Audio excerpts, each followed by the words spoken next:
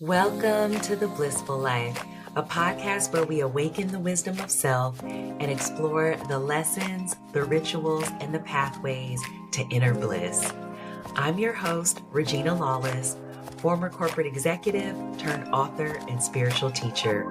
And I'm on a mission, y'all, to help people connect to and express their divine self so they can make their unique impact on the world. If you've been feeling like there is more to life than the hustle and grind, then you found your tribe. It's time to breathe and relax into the blissful life.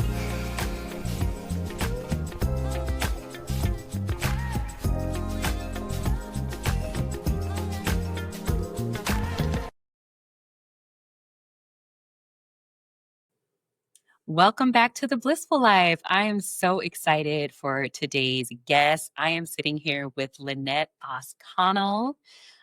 Welcome to the show, Lynette. I'm so thrilled to be sitting here with you. I'm so excited to share our conversation. Oh, me too. Me too. And so if y'all have been watching this series, I am interviewing the fabulous ladies of the ToPs program, right? I don't know if you can see Lynette's fabulous earrings here. So ToPs being theater of public speaking. Mm-hmm. And aside from being a speaker, which we'll get all into, you refer to yourself as a burnt out CPA. Well, that's right. I hear so many people introduce themselves as recovering CPAs. And I think I'm just going to call it what it is. Yes, let's name it and claim it. Yes, name it and claim it. That is one of my mottos, for sure. I love it. So you have been on this journey, was a CPA, burnt out. You had a practice with your husband you were sharing with me before we started recording, sold that. Tell us a little bit about what that journey has been, because now you've gone on to be a coach and a speaker, but you had this entire career before you made that decision. For sure. I moved out of my firm primarily because I was burnt out. And I discovered through researching why am I feeling the way that I'm feeling, that there's not one narrative around burnout. Yeah. There are many things that go into it. There are so many components. It's a complex problem. Very much. And most people feeling it don't feel like they're seen. And I have a hunch that part of the reason why we don't feel seen when we are burnt out is because it can look like many different things. Yes. But it still is deeply personal issue. And so I was doing this excavating for myself, decided to take agency and action over my life. My husband and I decided to reevaluate what we needed as a family and what was going to help us both long-term show up as best we could to give ourselves to our family, to our community, and to our profession. And that involved a recalibration. It involved a change. I make it sound like here's the formula we follow, but it was not so simple. Yeah, never is. But in realigning and in making ourselves flexible, we have found that journey has informed us both how he manages in his firm now and how I coach. Living what we preach in a very real way. In fact, the part of the reason why I decided to do burnout coaching in particular is not only my story, but it's the fact that it holds me accountable to the message. Yeah. Because I cannot build a coaching practice that burns me out. Yes. That would be antithetical to my message. Yes. And so often people will say, Lynette, you should do this or you should do that. And I will say, that is a wonderful idea. I also want to do that. And I need to trust that all things will happen in the right time, not by my passivity, but by me being intentional about showing up in ways that are a yes for me in my honesty about who I am today. Ooh, so many nuggets in that. Wow. So such a beautiful story arc. And I mean, the story is still writing itself. You're still writing it. I love how you said that you stood in your agency and this was a very intentional decision by you and your husband, and listening to what lights you up, which I can resonate with because I too, like anyone, I would say for the most part, if you've worked in corporate, I don't see how you've survived any period of years and not been either burnt out or on the brink. Yeah. So I very much relate to, I was in corporate for almost 20 years, had periods of burnout. And you're right, it does look different because I've had situations when I felt burnt out that it was more of just apathy. But other times I was high functioning still, but there was an emptiness inside. Right. So I love that you know the experience. I think a lot of us get caught in this almost like this behavior loop or this pattern where we keep doing the same thing over and over again. That old adage that, that's insanity, expecting a different result from doing the same thing. But so many of us have these well-worn patterns. And you took a step back to say, no, let me build a life that works for me and feels good. And so that's amazing that, To that, yeah. I think so often we stay in the same habits, patterns, cycles, whatever it is that we're doing because it served us in the past. Yes. And we need to make sure to take enough space for ourselves to ask whether that's really serving us in our present, because life is constantly evolving around us. Yes. We are constantly evolving, learning, and changing. And so those habits can have served you in the past. Yes. And likely did to get you to where you are. Yeah. There needs to be intentionality around, especially when you feel it's not working, about what's going to serve me today. Love it. Okay. So you are already clearly a fantastic coach because, you get the root issue of changing those patterns, those beliefs, those intentionalities, like one of my favorite words. My favorite words and favorite practices. Everything I do now, I try to do from a place of intention. So tell me about, as you're coaching and now speaking, what has been that journey to get to the speaking piece of your business? I think I've done it in reverse of probably a lot of people from what I understand. So when I came in to ToPs, I ended up getting introduced to Misty because through several other contacts, I was telling a story. I was at a conference, I was telling a story, and somebody said, do you speak on that? I would love to hear you speak on that. And I said, I've always wanted to speak, but I've never pursued it. Yeah. And this person said, oh, you should. Here, let me introduce you to the right person. So I got introduced to Misty, hit it off with her amazingly. And she's like, yes, you need to do this. And so before I'd ever done a major speaking engagement. And so I am in a large part manifesting an engagement. And what I have found, I always had a small inkling of wanting to be an actress. I always saw, preachers on stage, and I was like, I would love to do that just to inspire somebody in that medium. Yeah. I think it's a calling. Yeah. I've always felt like, oh, that's my seat.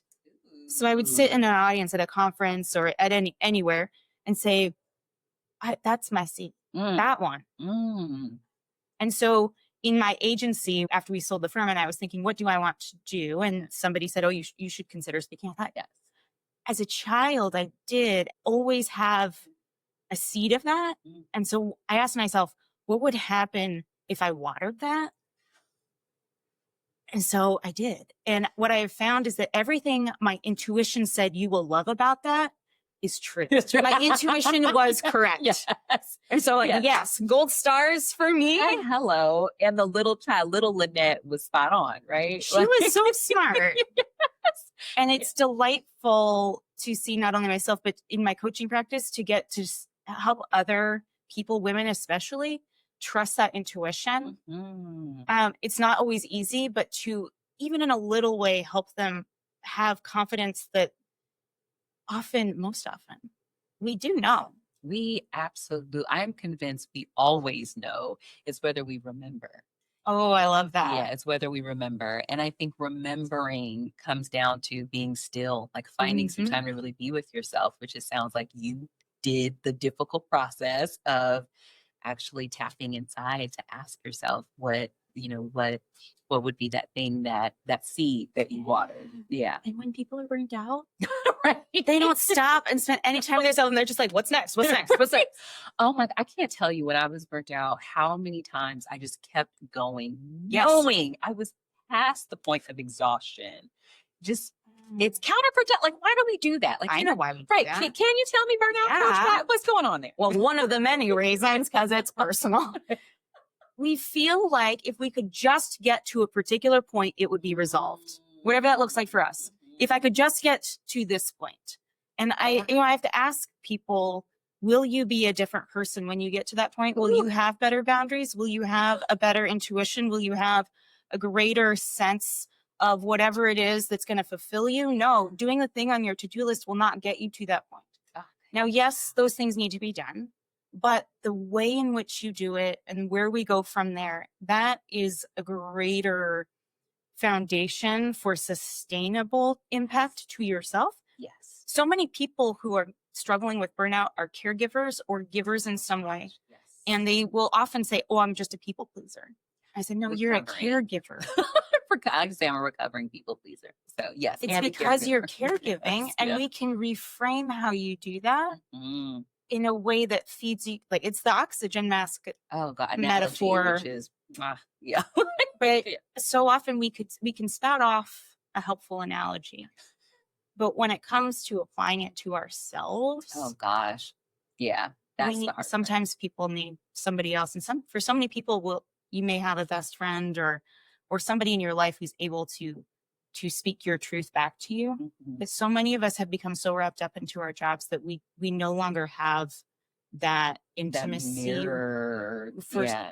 with a friend or whoever. Mhm. So I would love for all of us to get back to a place where we can help one another be our best selves in a more attuned way. Attuned, another one of my faves. Because that's so important, to align or attune to Yeah. what you need in the moment. And going back to what you said earlier, that is going to shift. That is going to shift. So it's constantly taking stock with yourself. And so, powerful message. Is that what you are talking about? So when you go out to speak, what is the thing that you're hoping to share with audiences? There's a couple things. One thing I love educating about is just what is burnout. I feel like when we understand some of the neuroscience behind it, and what it does is create a common denominator. Because it's such a personal manifestation, it comes out of each person so uniquely. Yeah. But when we level set and we say, what is it at the core? It is the same thing for all of us. It is the cumulative effect of chronic stress on a person, physically, mentally, emotionally, and I say relationally and spiritually. Spiritually. Yeah. Yeah. So that's one thing I love to educate on, is just what is it? Yeah. I love that. The other thing I talk about is some of my story, and with vulnerability, about some of the events that I went through and losses that I experienced and stories I was telling myself that were digging me deeper and deeper into a low mental state, and a stuck state. And so in the talk I'm giving right now, we talk about how we reframe and rewrite a story. And I don't want to give away the good bits, but we talk about rewriting the story and the power, and why rewriting your story is not sugarcoating. It's not toxic positivity. It is powerful neuroscience and manifestation. And no matter whether your background is faith, neuroscience, manifestation, if you're a woo-woo person, great. The first step for everyone is to name it, to claim it. Yes. There's something powerful. And I know that there's neuroscience to back this up, and all kinds of other disciplines talk about this. But I found personally that it's bringing it into my mind's eye. So to your point, like being able to visualize it, name it, like feel what that feels like. So feeling that vibration of the thing, and then being able to kind of release it and see how it comes to you. Because, if it's for you, it's going to come to you. And so, but no. I love what you just said too, is to feel it. So many of us, and I think women especially, we haven't let ourselves sit with what if I had alignment? Yes. We don't even want to envision it because we think that's pointless. I'm not going to get it. Why would I waste my time spending my emotional energy thinking about this thing I'm never going to get? Well, how do you know you're never going to get it? And alignment doesn't necessarily look like a particular outcome. It looks like the approach that you bring to your life. Yes. Yeah, absolutely. Yeah. And then feeling it puts you in that right, I like to say frequency, but frame of mind. You can think of it like that.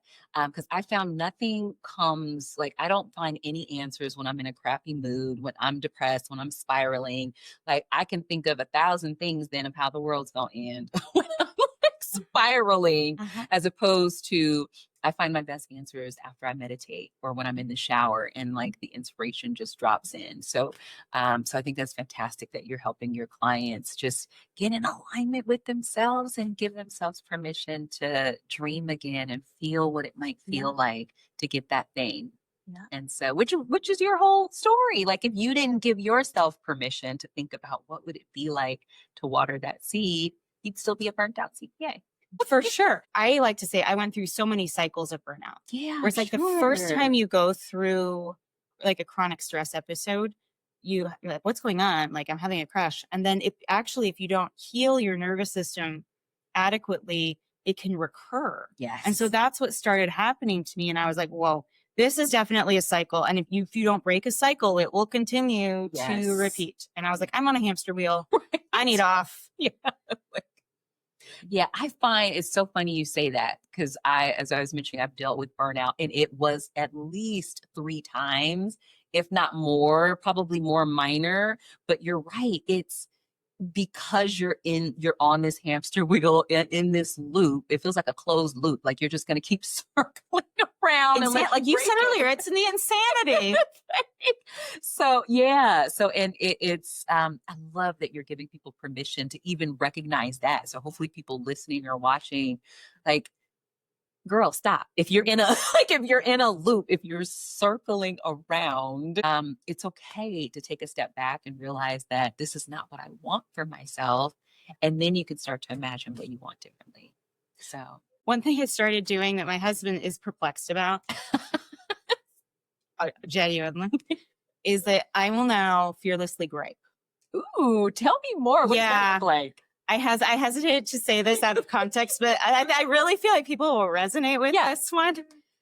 I name it to tame it before I name it to claim it. Ooh, I love that. So that's how you avoid the bypassing. So give us an example of what that looks like. So the other day, literally just the other day, my husband's like, how's it going? I think he regrets ever asking for this question. So I'm like, it freaking sucks. Right. And I'm like, the dishwasher popped open. I didn't have the thing ready for the thing and the groceries and I mean, just all the things. And he's like, sounds terrible. Bummer. Right. You gotta love our hubbies. They're like, they try to support any way they can. He knows the drill now. So he used to try to problem solve for me. Yeah. And then he's like, cool. What are you ready to move through it? I'm like, yes, listen or no, problem. But when we name it to tame it, we start to dismantle, unravel its power over us. I'm able to say, this is how I feel right now, but it is followed up very, very closely with that. I feel like it's all going wrong right now, but look at everything that went right. And I choose to rewrite the story as it's happening. Oh, I love that. And then I name what I want to claim it, which is tonight we're going to have a fabulous dinner. We're going to go over to the cousin's house. I'm going to bring a different salad than the one that didn't arrive. And and I think I spent so much of my life in a denial state of there's nothing I can do about that. So I'm not going to dwell on it. But for me personally, naming the thing that is stuck in me, say, hey, you thing that's stuck, that frustration or bitterness or resentment, whatever it is. And then I look at it and be like, all right, the fact that I feel that way doesn't control me. I'm going to move past it. But I kind of partner it together. Like I'm going to name my frustration and then I'm going to claim the fact that we're going to have a wonderful night. Yes. I'm going to show up in my presence, in my agency, and I'm going to choose to bring a different salad. All right. So y'all choose to bring a different salad. Yes. Yes. Oh, I love everything about that. Cause you're right. Like naming it first it does help to tame it. It does help to disarm it. I think of it like bringing myself into wholeness. Like I felt like to your point, like an integrated. Yeah, it is integrating it because we often are taught to suppress or like you just put everything, pile it in the emotional closet in the back of your mind. And then you're like randomly crying or stressed out or like at the most inopportune times. But now too, like I'm human, I have bad days and I allow myself to like, this is terrible or worry or whatever the case.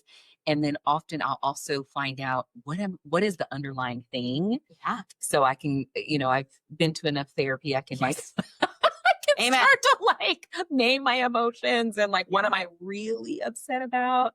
And then it releases me. Yeah. There, you do like, you take the power away from the thing, and then you can choose to act however you want to act from that point. So Dr. Kristen Neff talks about, the power of self-compassion. which is such a beautiful, compassion is a beautiful thing for ourselves and others, but it starts with ourselves. Yes. So, And learning to extend compassion to yourself in the truth of your situation, which is the naming entertainment, Yes. which is saying what is really going on for me right now in my body, enables us to show up compassionately for others, yes, authentically and boundaried. yes, I mean, we can go a whole other conversation. and boundaried. Y'all heard that? So, because we love a good boundary around here. Yeah. So you are working on a keynote or maybe even a series of speeches now. What is one lasting thing from your message that you would like to leave your audience with, or this audience with? You hinted at it earlier, and because I hinted at it, taking agency to realize that the cycle you're stuck in, even though it feels like a closed loop and that you have no control, although there are many things you don't have control over, there are many things you do. And so looking for where do I have agency to step into that is a key to freeing your mind to see where opportunity is possible for you to find joy and hope as you work toward a sustainable solution for yourself. Oh, I love it. I love it. So I'm going to put, when I get this episode all packaged out, I'll make sure I put how to contact you in the show notes, because I'm sure people are going to want to get some of this good coaching that you. I would love to talk to y'all. Yes. Thank you so much, Lynette, for being on the show. It is a pleasure to chat with you. Thank you so much. You're welcome. Thank you. Bye, y'all. Bye, y'all.